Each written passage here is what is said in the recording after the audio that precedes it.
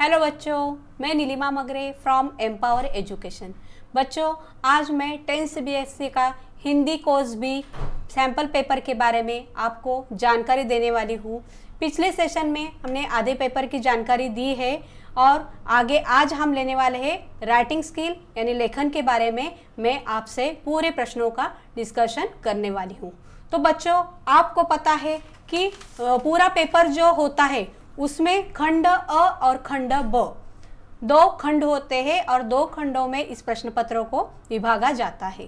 तो अब देखो, खंड अ में 1 से 9 प्रश्न होते हैं और खंड ब में होते हैं पूरे आगे के, यानी कि पूरे 1 से 9 के बाद में के 10 से 17 प्रश्न खंड ब में होते हैं। तो अभी देखो, खंड अ और खंड ब के बारे में हमने तो देखा है, पेपर का पूरी हमने जानकारी ली कि किस प्रकार के किस टाइप के क्वेश्चन आते हैं। लेकिन आज हम जो राइटिंग स्किल देखने वाले हैं वो शुरू हो जाए पेपर के क्वेश्चन नंबर 13, यानी कि क्वेश्चन नंबर 13 से ये प्रश्न शुरू होता है। 13, 14, 15, 16 और 17 इतने सारे प्रश्नों में राइटिंग स्किल होता है। जैसे कि अनुच्छेद लेखन होता है, दूसरा होता है पत्र लेखन, तीसरा होता है सूचना लेखन, चौथा विज्ञापन लेखन और पांचवा लघु कथा। और इसे कुल अंक होते 26, पूरे 26 अंकों के लिए राइटिंग स्किल होता है बच्चों, जो हमें स्कोर करता है हमारे मार्कों को। तो ऐसे में ऐसे अंकों को हमें कहीं भी वेस्ट करना नहीं है और इसके लिए आज हम जानेंगे राइटिंग स्किल में हम ज़्यादा से ज़्यादा कैसे मार्क मिला सकते हैं।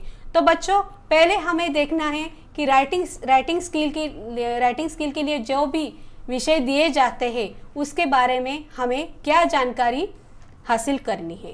तो पहले हम देखेंगे बच्चों, पहले आता है अनुच्छेद लेखन। तो अनुच्छेद लेखन मीन्स पैराग्राफ राइटिंग।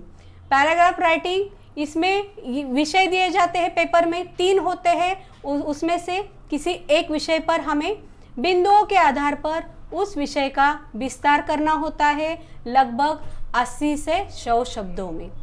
अगर अनुच्छेद लिखना है तो एक ही पैराग्राफ में ये पूरा लिखना पड़ता है और उसकी शब्द सीमा है 80 से 100 शब्दों में ये अनुच्छेद लिखना है। मीन्स अगर वाक्य अगर देखे जाए तो 7 से 8 वाक्यों में अनुच्छेद हमारा पूरा होना चाहिए। अभी अनुच्छेद का विषय क्या हो सकता है? तो अनुच्छेद लेखन का विषय दैनिक घटना, अनुभव, सूक्ति अर्थात सुवचन या फिर काव्य पंक्ति आदि पर अनुच्छेद लेखन आ सकता है। अनुच्छेद लेखन के लिए जब हम ये सब देखने जाएंगे तो हमें इन विषयों के बारे में, जिस आधार पर कोई विषय दिया जाता है उन आधारों के बारे में हम पहले जानकारी लेंगे। जैसे कि दैनिक घटना पर आधारित विषय मीन्स जिसे हम कहेंगे करंट अफेयर्स। अभी दैनिक घटना पर आधारित विषय कौन से आ सकते हैं? जैसे कि आतंकवाद, बेरोजगारी की समस्या या फिर बढ़ता भ्रष्टाचार या बाल मजदूरी की समस्या। इन सब विषयों पर हमें जानकारी लिखने और विचार विमर्श करके हमें ये लिखना है कि हम इसके बारे में क्या सोचते हैं, हम इसके बारे में क्या मीन्स इन समस्याओं को दूर करने के लिए हम क्या कर सकते हैं, ये सुझाव भी हमें उस अनुच्छेद में लिखना है। अभी देखो, मैंने पहले भी कहा है अनुच्छेद के लिए कुछ बिंदु दिए जाते हैं, उस बिंदुओं के आधार पर हमें अनुच्छेद लेखन का विस्तार करना होता है। वो बिंदु 3 या 4 होते हैं। ये 3 या 4 बिंदुओं के लिए ध्यान में ये रखना है बच्चों कि बिंदुओं को क्रम के अनुसार ही उनका विस्तार करना है।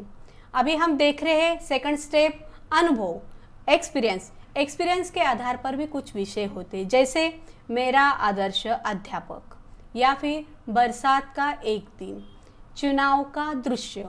इस प्रकार जब विषय होते हैं तो तुम्हें उसमें तुम्हारा जो तुमने अनुभव पाया है, जो तुमने अनुभव मीन्स एक्सपीरियंस किया है, तो वो सब बातें उसमें लिखनी होती है। आगे जो आता है बच्चों वो होता है सूक्ति यानी सुवचन। सूक्ति यानी सुवचन, इसके क्या विषय हो सकते हैं? नर हो न निराश करो मन को, ऐसा सुवचन दिया जाता है, उस पर आधारित तुम्हें पहले सुवचन का अर्थ ध्यान में रखना बच्चों जरूरी है, आज जान के लेना जरूरी है और बाद में उसको उस विषय को विस्तार से लिखना है। बाद में ऐसा भी सब्जेक्ट दे सकते हैं, शट सुधर ही सतसंगति पाई, या फिर सांच यानी सत्य बराबर तप नहीं, सत्य के जैसा और कोई कठिन तप नहीं होता है। मधुर वचन है औषधि, मधुर वचन मीठे बोल हमेशा औषधि का काम करते, लोगों पर उसका अच्छा प्रभाव होता है।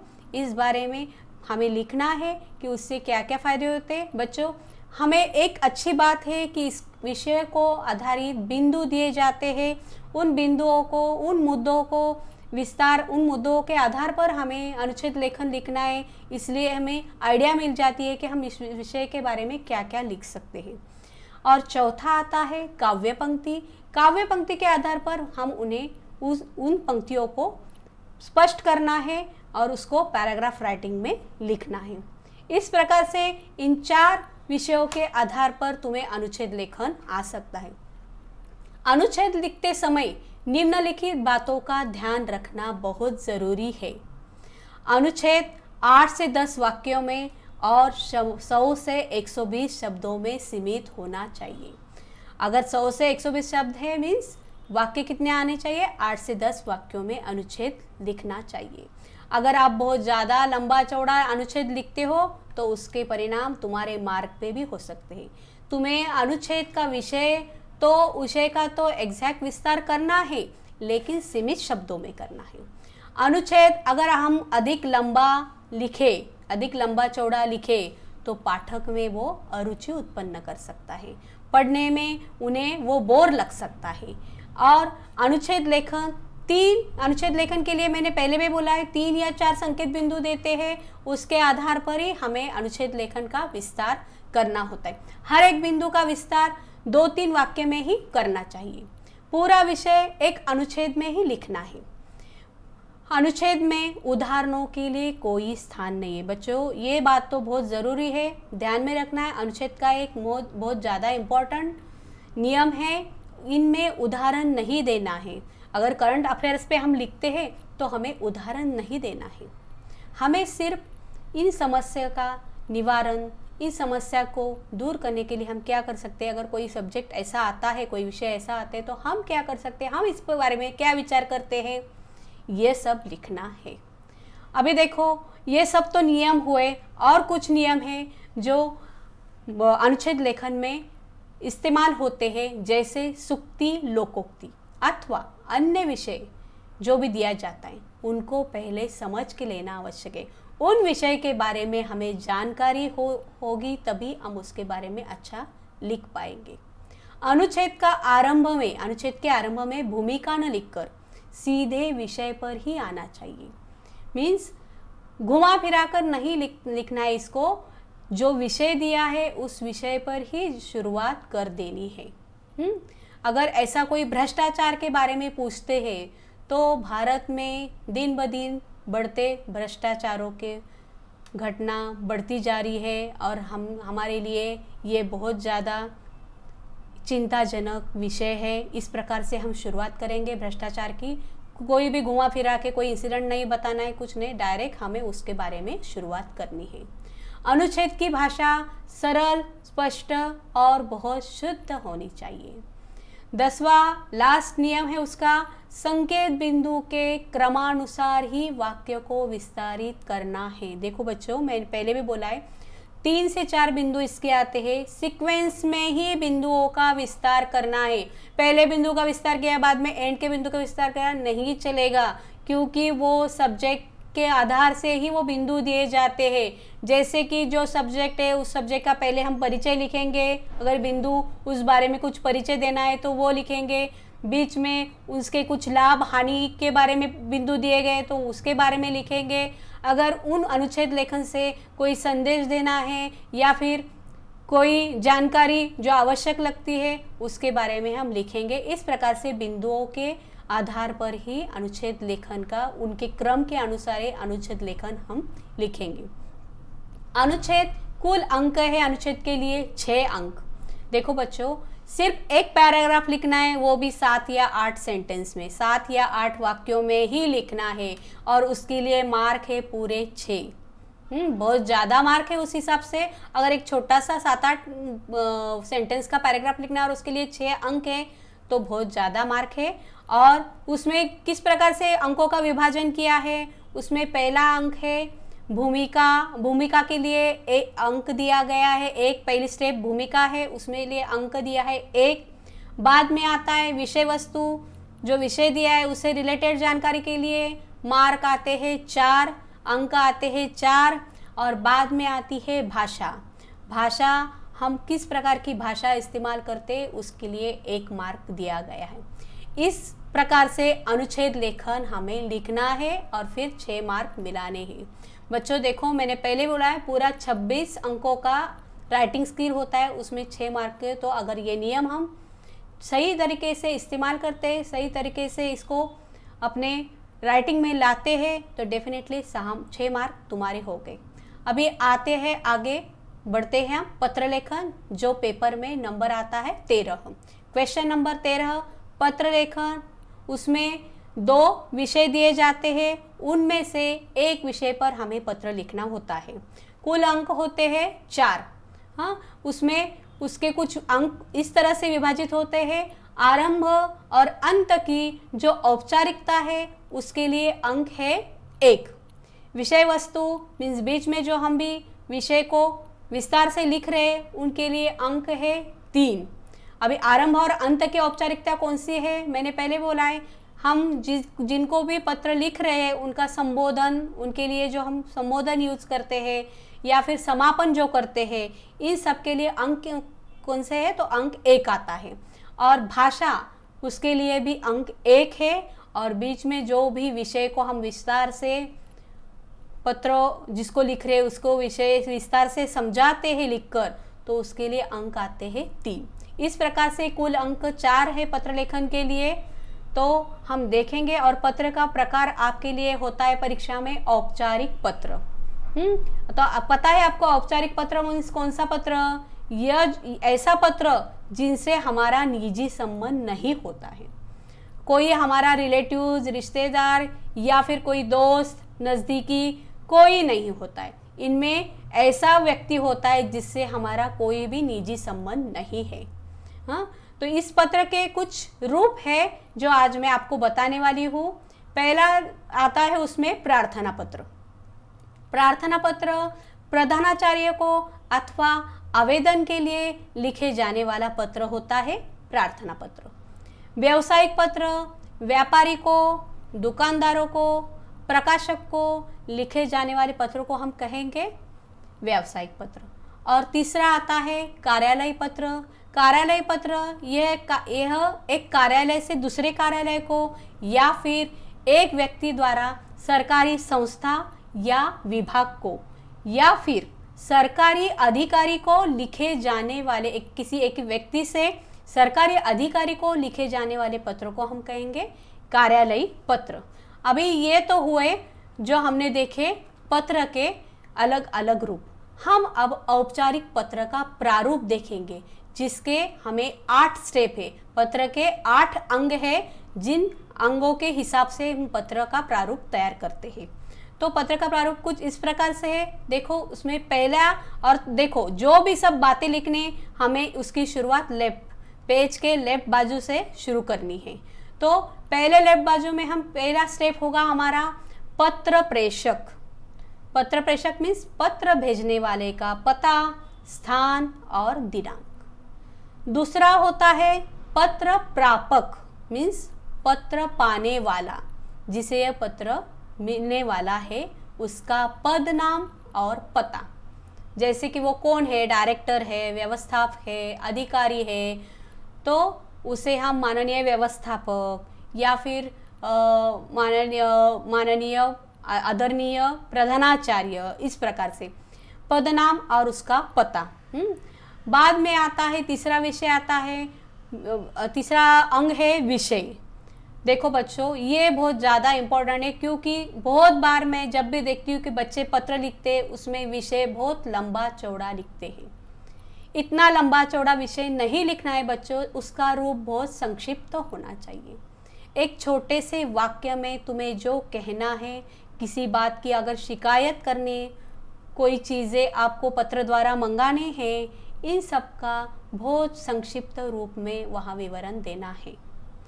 अभी चौथा आता है संबोधन, या उसे हम कहेंगे अभिवादन। अभी अभिवादन या संबोधन कौन, जिसे हम पत्र लिख रहे उसको हमें संबोधन क्या देना है। अगर प्रधानाचार्य को लिख रहे हम पत्र, मान्यवर, माननीय, महोदय, आदरणीय, इस प्रकार से। अगर पुस्तक विक्रेता या संपादक है, कोई व्यावसायिक है, तो उसको हम देंगे श्रीमान या श्रीयुत, ये संबोधन देंगे। अगर कोई बड़ा अधिकारी है, ऑफिसर है, इसके लिए हम देंगे आदरणीय, मान्यवर, महोदय। इस प्रकार से संबोधन हम देंगे। बाद में आगे का 5वां अंग होता है पत्र की विषय वस्तु। देखो बच्चों, पत्र की विषय वस्तु में 2 अनुच्छेद होते हैं। बीच में जो भी हम मायना लिखते हैं उसके 2 अनुच्छेद हमें करने पड़ते। पहला जो प्रथम अनुच्छेद है उसमें हम हमारी जो भी शिकायत है, हमारी जो भी समस्या है, हमें जो भी सुझाव देना है, इसके बारे में विवरण उसमें करना पड़ता है। और बाद में द्वितीय अनुच्छेद है, दूसरा पैराग्राफ है, उसमें हमें इन सब समस्याओं पर, इन सब सुझावों पर या इन सब शिकायतों पर अधिकारी से जो भी हमें अपेक्षा है, जिसे भी हमने ये सब लिखा है, उससे हमें क्या अपेक्षा है, क्या कार्रवाई करेंगे इस समस्या के बारे में, इन सब बातों के बारे में जब लिखेंगे वो होगा सेकंड परिच्छेद। दूसरे पैराग्राफ राइटिंग में हम ये लिखेंगे अधिकारी से अपेक्षा। और बाद में अपना अनमोल समय हमारे पत्र पढ़ने के लिए दिया, इसे फॉर्मेलिटीज़ हम करेंगे, उनको धन्यवाद कहेंगे। और बाद में विषय की समाप्ति मीन्स समापन कुछ इस प्रकार से होगा। अगर हमने प्रधानाचार्य को पत्र लिखा है, आपकी या आपका आज्ञाकारी शिष्य शिष्या, आपकी प्रार्थी, आपका प्रार्थी, इस प्रकार से। या फिर अगर किसी संपादक या पुस्तक विक्रेता या अन्य किसी के लिए हमने पत्र लिखा है तो भवदीय या निवेदक हम कहेंगे। किसी अधिकारी के लिए हमने पत्र लिखा है तो भवदीय या फिर प्रार्थी, आपका विनीत, निवेदक, इस प्रकार से हम उसको कहेंगे, खुद को उनसे परिचय करवाएंगे।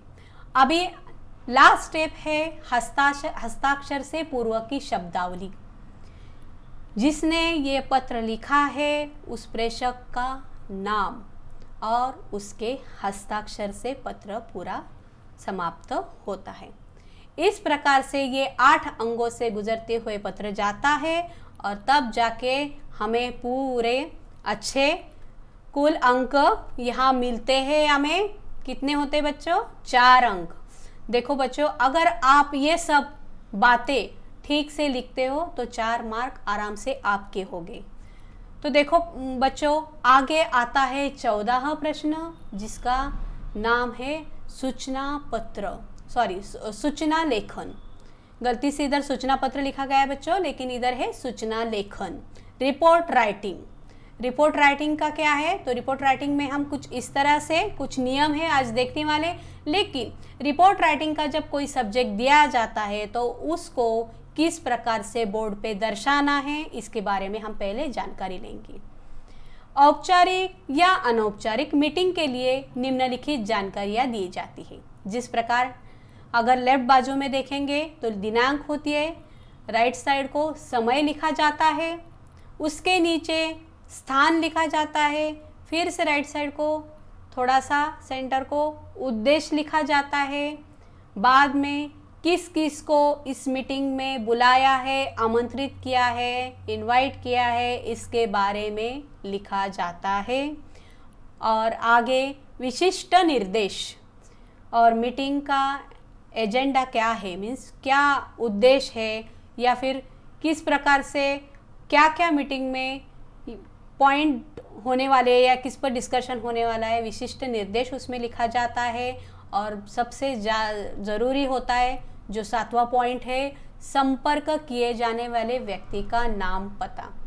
अगर इस रिपोर्ट राइटिंग के बारे में या सूचना लेखन के बारे में हमें अधिक जानकारी है चाहिए या पूछना है तो उसके लिए उनके जिस व्यक्ति से संपर्क करना है उसका नाम या फिर पता नाम और पता लिखा जाता है।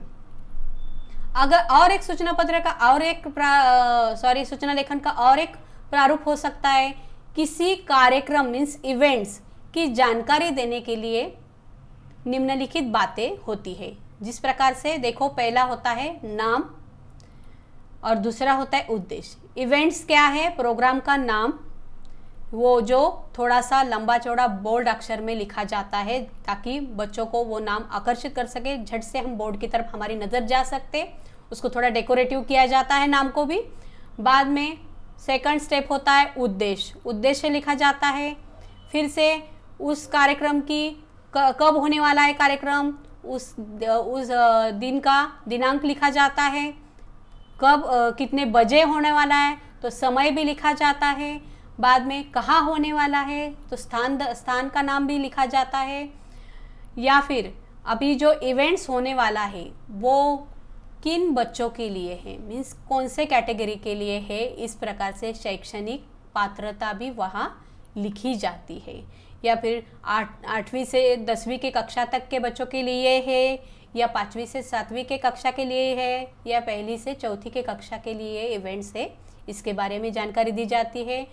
फिर अगर कोई उसमें इवेंट्स में हिस्सा लेना चाहता है या फिर उस इवेंट्स में कुछ कल्चरल एक्टिविटीज़ है, उनमें सांस्कृतिक जो कुछ प्रतियोगिताएं रखी गई है, इस सब के बारे में अगर जानकारी लेनी है तो वहाँ संपर्क किससे करना है, उस व्यक्ति का नाम और पता भी दिया जाता है।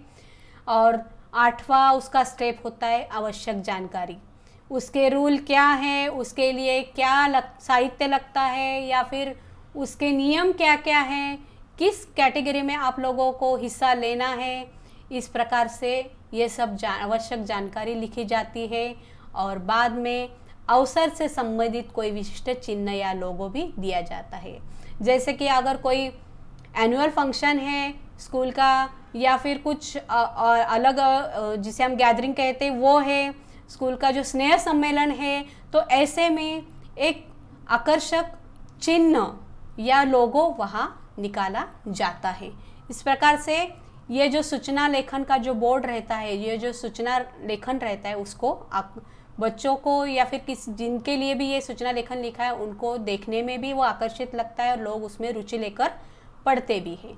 अब एक अच्छी सूचना के लिए कुछ आवश्यक बातें हैं, उन कुछ आवश्यक बिंदु है जिनका समावेश हमने यहाँ किया है। जैसे जिस संस्था या स्कूल या ऑफिस, देखो बच्चों, अभी अगर ये हम देखते हैं कि बोर्ड ये सिर्फ स्कूल में होता है, ऐसा नहीं, रिपोर्ट कहाँ का होता है, किसी ऑफिस में होता है, या किसी इंस्टीट्यूट में लगाया जाता है, या फिर स्कूल में लगाया जाता है। या फिर हम देखते हैं हमारे सोसाइटी में भी बोर्ड पे, तुमने देखा होगा हमारी बिल्डिंग के सोसाइटी में बोर्ड पे अगर कोई बच्चों के लिए कंपटीशन रखी है या फिर कुछ कल्चरल एक्टिविटीज़ होने वाली है तो बोर्ड पे नीचे उसका रिपोर्ट राइटिंग लिखा होता है। तो जिस प्रकार से जिस संस्था, स्कूल या ऑफिस द्वारा इसे जारी किया जा रहा है उसका नाम, जिस दिनांक को इसे जारी किया जा रहा है वो दिनांक, सही शीर्षक को जो सूचना स्पष्ट करे। और देखो सबसे ज़रूरी, बीच में फर्स्ट सेंटर में बड़े अक्षरों में बोल्ड लेटर्स में शीर्षक आना चाहिए। शीर्षक को देख के ही लोग या पाठक जो होते, पढ़ने वाले, वो ज़्यादा आकर्षित होते हैं और वो देखते अरे क्या सूचना है, जाकर बोर्ड के नज़दीक जाकर वो पढ़ते हैं। इसलिए शीर्षक हमेशा आकर्षित होना चाहिए। बाद में एक आकर्षित करने वाला नारा या स्लोगन भी रिपोर्ट राइटिंग में होना चाहिए। वो डिपेंड करता है आपको सब्जेक्ट क्या दिया हुआ है इस पर। सूचना लिखने का उद्देश्य, और ये सूचना क्यों दी गई है, उसके पीछे का कारण क्या है, उद्देश्य क्या है, इसके बारे में भी हमें जानकारी देना है। समय का सही पूरा विवरण, समय का सही और पूरा विवरण। अभी देखो जैसे समय कब का है, मीन्स ये इवेंट कब होने वाला है, कितने बजे होने वाला है, कहाँ होने वाला है, और इवेंट का स्वरूप क्या है। इस प्रकार से दिनांक, समय, स्थान, कार्यक्रम यानी प्रोग्राम, इस सभी के बारे में पूरा विवरण देना ज़रूरी है। अभी देखो ये तो हुआ सूचना लेखन। अभी क्वेश्चन पेपर में 15 नंबर का जो क्वेश्चन आता है वो होता है विज्ञापन लेखन। अभी विज्ञापन के किन बातों पर ध्यान रखा जाना चाहिए हम ये पहले देखेंगे और बाद में उनके अंकों के बारे में चर्चा करेंगे, लेकिन उसके पहले हम उसके नियम देखेंगे। आपको पता है विज्ञापन हमारे नज़रों के सामने रोज ही होता है। अगर हम रास्ते से गुजरते हैं तो बड़े बड़े बोर्ड लगाए होते हैं, उस पर अलग अलग तरह के विज्ञापन होते हैं। टीवी के सामने बैठते हैं तो अलग अलग तरह के विज्ञापन होते हैं। हमारे पास जो न्यूज़पेपर आता है उसमें अलग अलग प्रकार के हम विज्ञापन पढ़ते रहते हैं और ये विज्ञापन और हमारा बहुत करीबी संबंध है। तो इसलिए विज्ञापन किस प्रकार से तैयार करना चाहिए इसके बारे में भी कुछ नियम हैं, वो पहले हम जान करेंगे। वह उपभोक्ता को आकर्षित कर सके। विज्ञापन ऐसा होना चाहिए जो उपभोक्ता को आकर्षित कर सके। अगर किसी सोप की ऐड है, साबुन की, या फिर किसी साड़ी की ऐड है, या फिर किसी परफ्यूम की ऐड है, किसी भी बात की, चॉकलेट की ऐड है, उसको इतना आकर्षित तरह से दर्शाना चाहिए कि लोगों का ध्यान उस विज्ञापन की ओर जाता है, उस जाहिरात की ओर जाता है। बाद में जनमानस में अपने ब्रांडेड नाम की छाप बना सके। इस प्रकार से उस विज्ञापन को लोगों के सामने पेश करना है कि लोगों के मन में उसका ब्रांड, उसका जो कंपनी का नाम है वो मन में छप जाता है। और कभी भी अगर कोई चीज़ लेने है तो हम सोचते नहीं मैं उसी ब्रांड की वो चीज़ लूँगा। इस प्रकार से विज्ञापन का ब्रांड भी दर्शाना चाहिए और वो भी आकर्षित नाम होना चाहिए। अपनी लोकप्रियता स्थापित कर सके। विज्ञापन ऐसा होना चाहिए कि लोगों के मन में सिर्फ हमारा ही उत्पादन मन में छप जाए, मन में बैठ जाए। बाद में लोगों के मानस पर ऐसा प्रभाव छोड़ सके जिससे लोग लंबे समय तक उत्पाद का नाम ना भूल सके, उसे याद रख सके। इसलिए बच्चों देखो, विज्ञापन, अगर तुम परीक्षा में विज्ञापन लेखन करते हो तो तुम्हें ध्यान में यह रखना है, अगर तुम किसी छाता का विज्ञापन करे, मीन्स बाजार में छाता का सेल लगा हुआ है, अम्ब्रेला का, और उसका विज्ञापन करे तो तुम्हें एक दो आकर्षित छाते को भी ड्रॉ करना है। या फिर किसी साबुन की विज्ञापन हम कर रहे हैं तो साबुन की जो भी दर्जा है उसको तुम्हें अच्छे स्लोगन में उसको लिखना है, या फिर उसको इतना आकर्षित बनाना है कि लोग हमारे उत्पाद को झट से उठा के लें। ठीक है, तो उत्पाद का नाम भी इतना आकर्षित होना चाहिए कि लोगों को लगना चाहिए कि एक बार तो इस्तेमाल करना ही चाहिए, इस प्रकार से। और बाद में उन्होंने कहा वो सूचनाप्रद हो, और देखो उसके हमेशा वो ब्रांड सूचनाप्रद होना चाहिए। उपभोक्ता को यह समझने में सफल रहे कि उसी उत्पाद को खरीदने में ही लाभ है। उपभोक्ता को यह समझाना है कि अगर वो हमारे उत्पाद को खरीदता है तो वो लाभ में रहेगा। इस प्रकार से विश्वास उपभोक्ता को देना ज़रूरी है, जो हमारे विज्ञापन से झलकना चाहिए। बाद में उन्होंने कुछ, अभी देखो कुछ ऐसे भी बातें हैं कि विज्ञापन जब है हम परीक्षा में लिखते हैं तो उसमें हर एक बातें इतने आकर्षक रूप से हमें पेश करने हैं कि पढ़ने वालों को भी इंटरेस्ट आ जाए, तो पढ़ने वाला भी रुचि से उसे पढ़े। अभी देखो, निम्नलिखित विज्ञापन हमेशा परीक्षा में पूछे जाते हैं। यहाँ कुछ विज्ञापन के नाम दिए गए, जिस पर जैसे वाद्य यंत्र विक्रेता हेतु विज्ञापन तैयार कीजिए। कोई म्यूजिक इंस्ट्रूमेंट्स की दुकान है, उसके में कुछ अलग अलग म्यूजिक इंस्ट्रूमेंट है जो वो बेचना चाहता है, इसके लिए वो अपना विज्ञापन दे रहा है, तो ऐसा विज्ञापन तैयार करना है। या फिर मोबाइल के लिए विज्ञापन तैयार कीजिए, या फिर साड़ियों की सेल लगी है और सभी महिलाओं को उसकी ओर आकर्षित करने के लिए उस प्रकार का विज्ञापन भी तैयार करना होगा। या फिर खिलौना के विक्रेता हेतु विज्ञापन करना है, या आइसक्रीम पार्लर का विज्ञापन करना है। ऐसे अलग अलग विज्ञापन के लिए विषय होते हैं और बच्चों उन्हें तुम्हें बाखूबी से इस विज्ञापन को परीक्षा में लिखना है, ताकि जो हम कहते हैं कि विज्ञापन लेखन इतना ये होता है जिसे हम क्या कहेंगे कि मीन्स आसान होता है, क्योंकि हम बचपन से विज्ञापन देखते आ रहे हैं, बचपन से ही विज्ञापन कभी पेपर में देखते हैं, कभी रोड पे देखते हैं, कभी टीवी में देखते हैं, तो विज्ञापन हमारे आंखों के सामने हमेशा ही रहता है। तो हमें पता है कि कौन सी बातें विज्ञापन किस प्रकार से आकर्षित हो सकता है।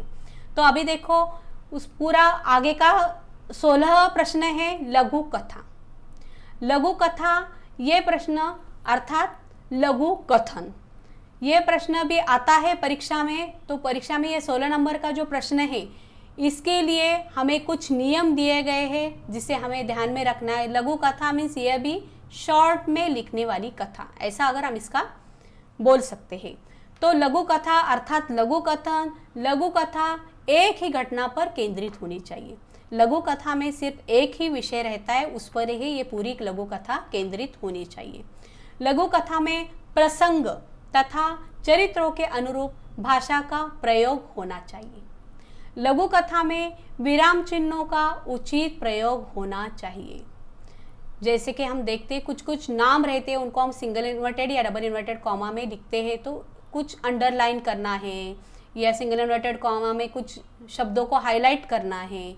इस प्रकार से उचित विराम चिन्हों का प्रयोग करके हम इस लघु कथा में इसे इन सब बातों को लाना है। अभी लघु कथा की शब्द सीमा कितनी है? तो लघु कथा की शब्द सीमा है 100 से 120, यानी कि फिर से कितने हैं? 8 से 10 वाक्य में लघु कथा खत्म होनी चाहिए। लघु कथा के पात्रों के नाम कुछ इस तरह से रखा जाए जो चरित्र के अनुकूल हो। अगर तुम किस विषय पर लघु कथा लिख रहे उस चरित्र को अनुकूल ऐसे नाम भी उस लघु कथा में आने चाहिए। लघु कथा की भाषा बहुत आकर्षित होनी चाहिए। लघु कथा को प्रभावित बनाने के लिए उसमें मुहावरों का प्रयोग भी होना चाहिए। लघु कथा का अंत एक अच्छे संदेश से ही होना चाहिए।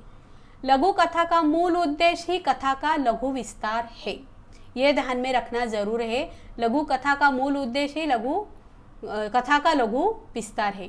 मीन्स जिस विषय को हमने लिखा है उस विषय को लिखने के पीछे हमारा उद्देश्य क्या है, वही उसका विस्तार होना चाहिए। अभी देखो परीक्षा में कुछ ऐसे लघु कथा के लिए विषय दिए जाते हैं, जैसे कि यदि मैं समाचार पत्र होता, गंगा और मैं, इस प्रकार से कोई सब्जेक्ट दिए जाते हैं जिससे तुम उस विषय से रिलेटेड हो।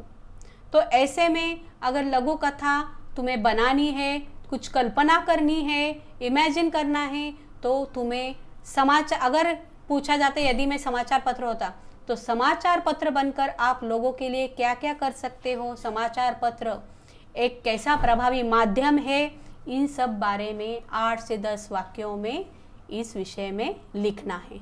इस प्रकार से देखो बच्चों, मैंने अभी सभी पूरे पेपर की आपको जानकारी दी है। और देखो बच्चों, अगर आपको कुछ डाउट है तो आप फिर से एक बार ये सब सेशन देख सकते हो। और अगर आपको ये सेशन मेरा अच्छा लगा तो मेरे इस सेशन को लाइक, शेयर और सब्सक्राइब करना ना भूलिए। अपने दोस्तों को भी ये सेशन ज़रूर देखने के लिए कहिए। और बच्चों, अगले सेशन में मैं स्पर्श और संचयन पर आधारित जो प्रश्न है, जो खंड अ और कुछ ब में आते हैं, उसके बारे में मैं विस्तार से जानकारी देने वाली हूँ। तो मेरा अगला सेशन देखना मत भूलिए। तब तक के लिए बाय बाय।